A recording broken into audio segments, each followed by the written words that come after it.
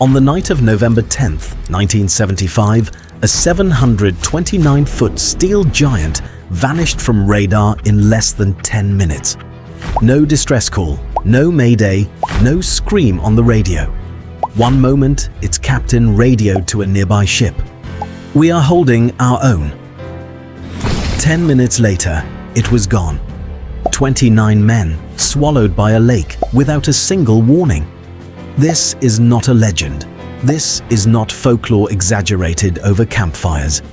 This actually happened on one of the largest lakes in the world, in United States and Canadian waters, in front of a sister ship that was tracking it on radar the entire time. To this day, the United States Coast Guard and the National Transportation Safety Board have never agreed on exactly why it happened. This is the true story of the SS Edmund Fitzgerald, and by the end of this video, you will understand why, 50 years later, sailors on the Great Lakes still refuse to talk about this ship after dark. In 1957, the Northwestern Mutual Life Insurance Company commissioned the construction of a freighter that would become the largest ship ever to sail the Great Lakes. It was named after the company's own president, Edmund Fitzgerald.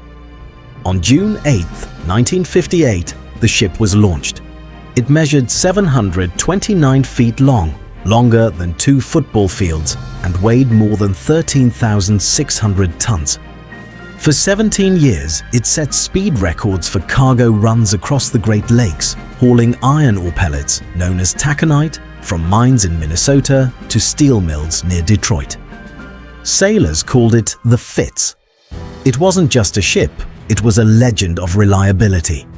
Captains competed for the honor of commanding it. And in 1975, that honor belonged to a 63-year-old veteran of the lakes. Captain Ernest M. McSorley, a man with over 40 years of sailing experience, respected by his crew and feared by no storm, or so everyone believed. On November 9, 1975, the Edmund Fitzgerald left the port of Superior, Wisconsin.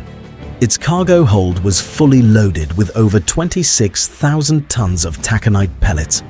Its destination, a steel mill near Detroit, Michigan. Sailing nearby, on a similar route with similar cargo, was another freighter, the SS Arthur M. Anderson, captained by Jesse B. Cooper. The two ships kept loose radio contact, a normal practice for freighters crossing the open, unpredictable waters of Lake Superior. But that day, something else was forming, far to the south in the plains of the United States. A low-pressure weather system was building. Within 36 hours, it would grow into one of the most violent storms Lake Superior had seen in years, and it was moving directly into the freighter's path. By the evening of November 9th, the National Weather Service had issued gale warnings for Lake Superior. Both ships adjusted their course slightly, hoping to use the northern shoreline of the lake as a shield from the worst of the wind. It was a calculated, experienced decision. It should have worked. It didn't. By the morning of November 10th, the storm had intensified into something closer to a hurricane on open water. Winds howled well over 50 miles per hour. Waves were reported to have reached 25 to 35 feet, the height of a 3- or 4-story building, crashing again and again onto the deck of a ship that was never designed to withstand a battering of that scale for hours on end. Snow squalls reduced visibility to almost nothing. Radio communication became patchy and difficult.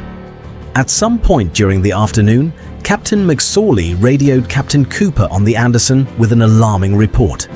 The Edmund Fitzgerald, he said, was in one of the worst seas he had ever been in. The ship had sustained damage. It had lost both of its radar systems, leaving it partially blind in the middle of a blinding storm. And crucially, it was listing, leaning to one side. A sign, sailors know, that something was deeply wrong beneath the deck. Despite this, the Anderson stayed close, using its own still-functioning radar to guide the Fitzgerald and help it navigate safely through the worsening storm. For hours, the two ships pushed forward together, the Anderson watching over its crippled companion like a guide dog leading someone through a blizzard. At around 7:10 p.m., Captain Cooper radioed the Fitzgerald one more time, asking how they were holding up.